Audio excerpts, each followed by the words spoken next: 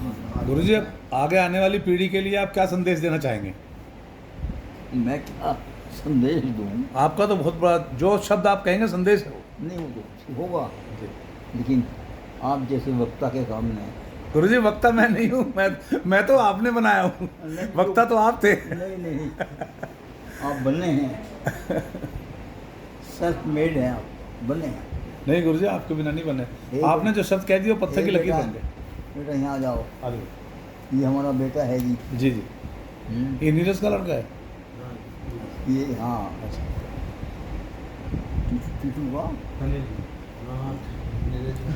हाँ हाँ, हम नीरज कह रहे हैं, घर पे टीटू कहते होंगे। हाँ, बड़ी लड़की है, अच्छा इसकी शादी हो गई जी। और वो कहाँ है? बॉम्बे है। बॉम्बे ही है क्या? बॉम्बे में है। अब शादी इनकी होनी है, अच्छा जी, इनका नंबर है। उनका नंबर है, लेकिन अभी रुके हुए हैं। 25 साल से पहले नहीं करनी चाहिए। नहीं करनी है। और ये सीधा लड़का है, सीधा है। मुझे लगता है गुरुजी, सीधा होना चाहिए लेकिन योग्य होना चाहिए। योग्यता है तो सीधापन कोई बुरी बात नहीं है।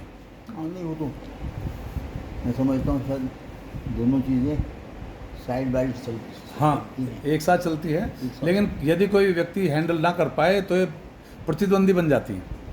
हाँ ना, प्रतिद्वंदी तो जो हमारे में नहीं रहा, इसका असर हमारे में नहीं रहा, हमारे बच्चों में कहाँ से जी आएगा? जी।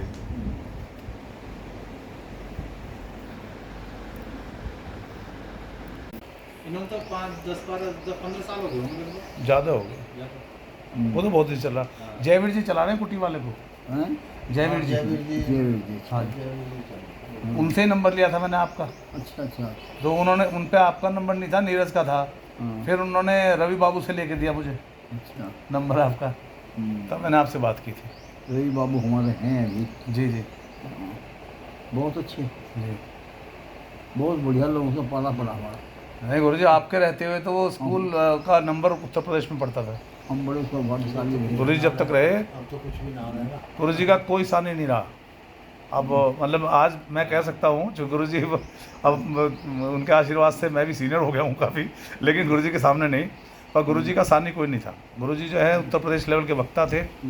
और अब भी मैं यही चाह रहा था कि अभी थोड़ी देर में मैं गुरु से रिक्वेस्ट करूँगा कि सब्जेक्ट पे 1 मिनट बोलें। गुरुजी ये कहा करते थे सुबह आते ही सर्दियों में, कि है मेरे देश की नन्ही मुन्नी आशाओं, ऐसे कह के हम भाषण शुरू करते थे प्रेयर में, और हम सुना करते थे।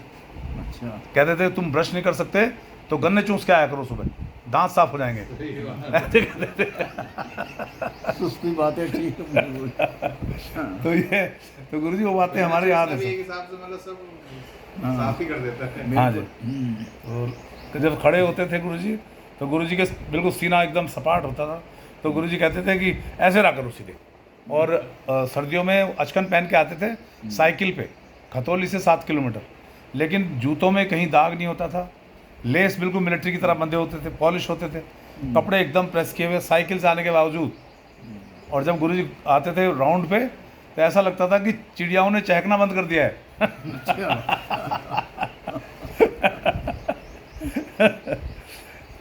बहुत बहुत साफ। कि हम आज्ञाकारी बहुत थे, है जी। पिताजी से बहुत डरते थे अपने, जी जी। आज्ञाकारी थे, आगे करें। हमेशा ध्यान रहता था तो ज़रा भी उनसे कोई क्रोध में, कोई इसमें ऐसी बात न निकल जाए, जी बस ये ध्यान रखा हमने जीवन भर।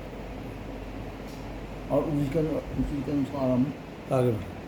बताया मैंने कि जो कहते थे वो घरघुसू, हाँ, घर गुस्से कहते हैं। घरघुसू घरघुसी प्रिंसिपल के नाम से मैं रिटायर हुआ था।